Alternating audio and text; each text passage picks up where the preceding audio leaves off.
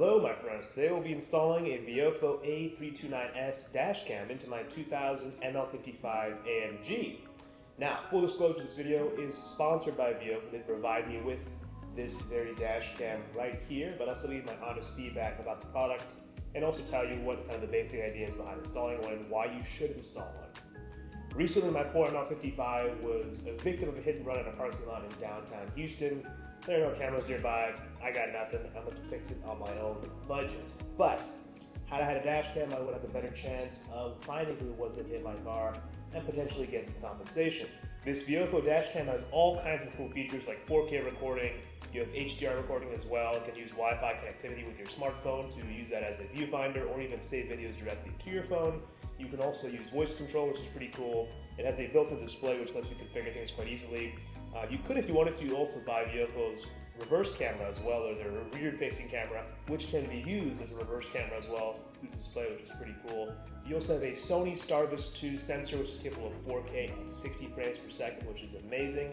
These Starvis sensors are extra good in low-light conditions and capturing license plates, which is crucial for a dash camera. Moving on to the accessories for this dash cam, we also have a Viofo hardwire kit. This is completely optional, however I do recommend it because this is capable of doing low voltage protection, which means that it can run the dash cam with the car being turned off, but it will detect when the car reaches a certain voltage threshold, and then it'll shut the camera off to make sure your battery does not get depleted. The low voltage cutoff points range from 11.8 volts to 12.4 volts, so we can get more of that as we install this guy. Something to note as well is to install this most cleanly, I would recommend using a couple of fuse taps, which allow you to tap into your car's fuse box. One will be for constant battery power, and the one's for ignition on signal. So as long as we have those two, we should be good to tap into that. It's also completely reversible that way. We're not actually going to be damaging any of the car's existing wiring. It can be taken out at a later time. We also have a Viofo 64GB Class 10 SD card, which is capable of 4K recording. Now, these dash cams do lots of reading and writing at high frame rates and high quality videos every single day. So it's where you get a very high quality one. Viofo makes a great one over here, so we'll be using this as well. And Viofo has supplied me with a Bluetooth controller, which can let us basically automatically save certain videos if something were to happen the last set amount of time, or other controls as well, depending how we set it up. So before we install this guy, let's go ahead and take a look what's inside the box. Alright, so opening the box of the Viofo A329S, let's see what we got in here. Got ourselves a user manual over here, quick start guide, and the unit itself, which is in this nice foam padding. And you can see the camera is actually attached to a 3M VHP very high bond adhesive, which we can use with our windshield. We'll set this to the side right now. We've got some security stickers, some extra 3M VHP as well. We have a very long USB-C to USB-C power cable. This sort of right angle one's intended for the dash cam itself up top. And this one will go to your power outlet if you choose to wire it this way. We will not be doing that. We've got a trim removal tool, which will come in handy a bit later. We have the actual cigarette lighter port, which we could use if we wanted to. In fact, it's not a bad option if you do choose to do it that way. You can see this is actually not only just a power adapter for the dash cam, it actually has a high wattage outlet for your smartphone as well, which is pretty neat. And we also have a shorter USB-C cable as well, just for good measure. And this over here is a lens polarizer, which may be helpful for high light conditions to avoid glare, and also for more clarity with certain things for the dash cam lens. This is totally optional to use, but I think we will use it anyways, just for the sake of having it here. Taking a look at the camera itself, you can see on the side we have some ports. Here's our micro SD card slot. We have a port for the rear camera and one for the interior camera as well. If you were to have those, we don't have it in this case. We have the camera back here with some protective film, which does adjust in various positions. Depending on how your windshield is angled, we can play with that a little bit later. And on this side, we do have a USB-C power input as well as a reset button. In the hardwire kit, we have our adapter here, which looks a bit intimidating, but don't worry, it's actually not that complicated. We have some paperwork as well with diagrams and such to make this a little bit easier. So we'll go through this step by step. I promise you it's not as difficult as it looks.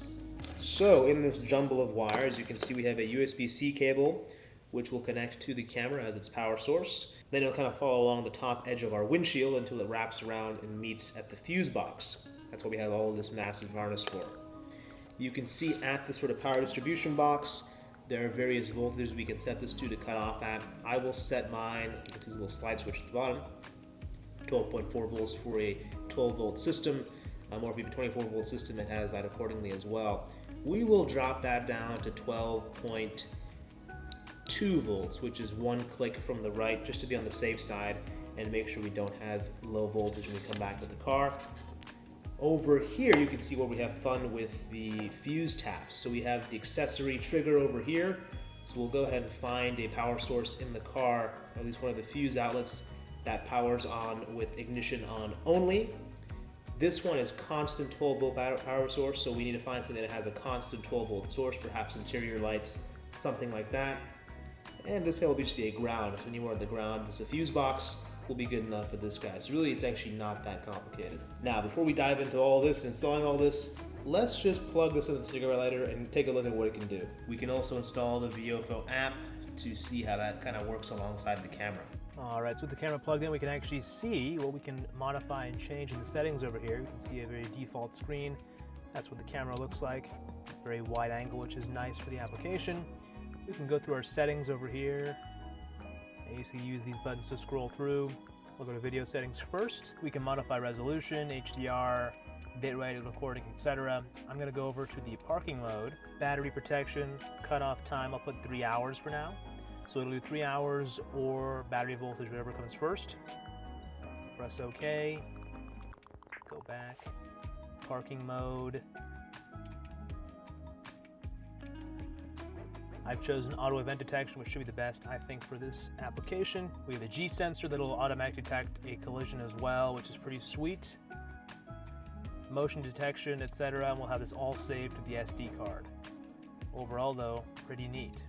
So, let's go ahead and get this thing mounted up. I think I'm going to choose a spot on the windshield that looks most appropriate. Now we can find a good place to mount this camera up on the windshield, although it's pretty unfortunate that we have to change the windshield soon, although it's a good thing we have that spare VHB sort of sticker that came with the kit. Let's go ahead and find a place, and I'll be back with you guys when I've done that. All right, so finding our sources for power to hardwire our dash cam in place. Now, in my ML55 AMG, I know I have a fuse box right down over here. So we'll be looking over here for power sources that are with ignition on and also just constant battery voltage as well. Should be pretty straightforward. I will grab my multimeter and we'll start looking into that right now. This may vary in your car as well. You can also look up top in the overhead panel if you do have a fuse box or some sort of power source up there. But most cars will have some sort of fuse box in the lower dash area or next to the dashboard in some capacity. Let's go ahead and remove the fuse box panel here. It's pretty straightforward in this car. And you can see a diagram of all of the different types of fuses we have over here. So if you look and see what's available over here, we can try out the instrument cluster as well that does not have power when the car is off and only ignition on. And then for the constant power source, we can try out the cigarette lighter, potentially the heats or the power seats rather, because those sometimes do have given power, especially right now. So we'll give that a shot and see how that goes. All right, it's a little bit tricky to see exactly what I'm doing here, but I'm basically going to put my negative probe from my multimeter on the ground of the fuse box, which is pretty visible. I'll put a little video of that regardless here. Then if I go ahead and put my positive probe on one of the fuses, this one's for the headlight cleaning system, you can see I still have nothing, 0 volts there. However, if I go to the fuse for, let's say, the cigarette lighter, you can see that that one is at 12 volts. So we can use this fuse for our constant battery power, and we can use something else. Like for example, this one's heated seats, which as you might expect, has only 1.6 volts. Now when the ignitions turn on, we can test the fuse again and see if that one has 12 volts, because that'll be a good accessory fuse to use. All right, with ignition on, you can see that heated seat fuse, we do have 12 volts now, which means we can use that as a valid fuse for the accessory for the hardwire kit. So for briefly of the line, we have the ground down over there. We have our heated seat fuse right over here, 20 amp fuse, and we have our 12 volt fuse, cigarette lighter fuse right there.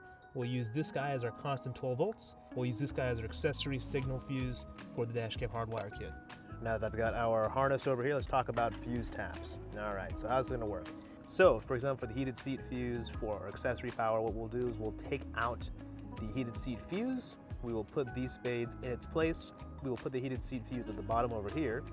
Then at the top, we'll put our fuse for our dashcam accessory. Now, You only really need a 2 to 3 amp fuse for a dash cam, but in this case, my lowest fuse I have is a 5 amp, which will work, but it will not be providing ample protection for the circuit, so I'll probably be changing those out to 3 amps later down the line.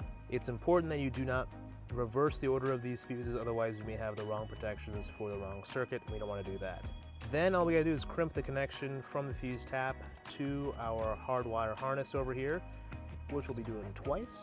And then we'll also have to we'll just have to bolt this ground to our fuse box ground over there. Also, just keep in mind, it'll be safer if we have our entire car battery disconnected, just so that we're not going to be messing with voltages and potential electrocution. Just a heads up. Well, we've got our fuse taps installed. A little bit concerned with how close that is to this guy over here, but it should be okay. I might put some electrical tape over the top of them just so they don't make any contact.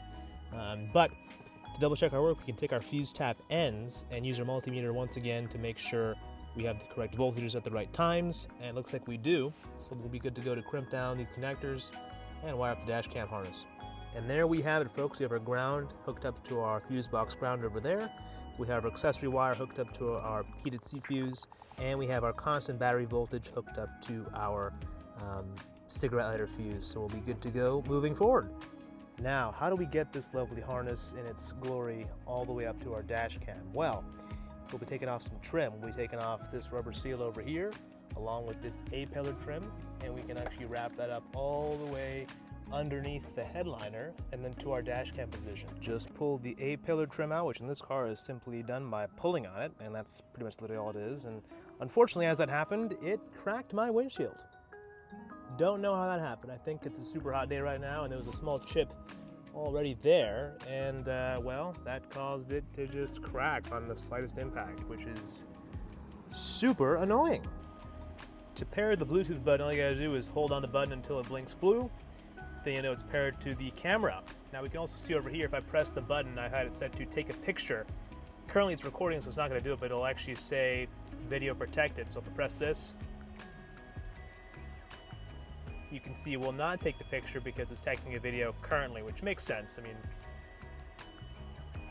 you can see that. So we can place this anywhere you want in the cabin. I'll probably just leave it down here for now, so we can put it somewhere else later. But there we go, it's fully pretty much installed. All we have to do is put back our trim panels, and then we're good to go. And you still need to finish running this wire across the top of the windshield, which should take no time at all. I've installed it nice and discreetly so that my sun visor still opens all the way and my rear view mirror can sit exactly where I need it to be, and it won't get in the way of this guy. And it's not too in your face either, which is kind of nice. I kind of like it to be a little bit put away, which works out perfectly. And you can obviously go through the settings and really dial in exactly how you want this camera to be. It is very impressive, it fits very securely, and it's in a nice kind of compact form, as you can see here. So overall, very nice product at 4K 30 FPS, hard to beat with HDR with that Sony Starvis 2 sensor. And of course, we're live recording over that 64 gigabyte SD card at 10-minute loops. So we should be in a pretty good place. And of course, shut the car off. The dash cam stays on. So with the car off, we can see it'll still keep recording until it reaches that voltage cutoff, at which point it will go ahead and shut off, thanks to our fancy hardwire kit over there. And that's pretty much it for the install. Alright, so now we can talk about smartphone connectivity. First thing you want to do is press your Wi-Fi button on here to make sure your Wi-Fi light turns on. You can see it's activated its Wi-Fi network over there. Wi-Fi enabled. Perfect. Next up, we'll go over to our smartphone with the app installed. You can see I have the Viofo app over here. What we have to do now is connect to the Wi-Fi network that the camera is actually giving off. I have called my Wi-Fi network ML55 through the camera's settings, but you can obviously change this. It will be Viofo A329 by default. Default password is 1, 2, 3, 4, 5, 6, 7, 8.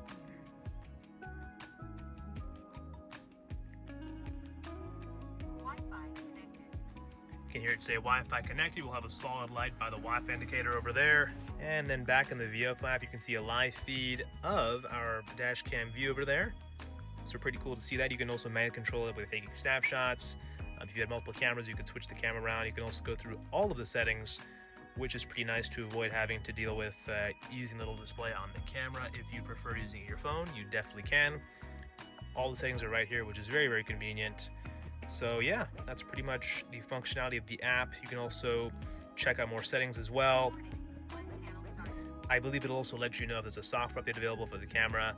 So very helpful to have this available for both Android and iPhone. So it's definitely good to have that as a nice companion for your Viofo A329S dashcam.